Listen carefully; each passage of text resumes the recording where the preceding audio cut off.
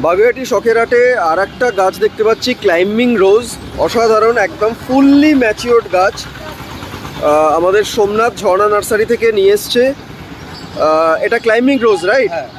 তো সাদা কালারের, হোয়াইট কালারের, একদম ম্যাচিওর্ড গাছ, ফুল ফুটে আছে। তো সোমনাথকে আমি রিকোয়েস্ট করবো, সোমনাথ একটু তোমার এই গাছটা সম্বন্ধে যদি কিছু বলো। এই গাছটার বয়স হচ্ছে 2 বছর, বেশ। পুরো ম্যাচিওর গাছ। আচ্ছা।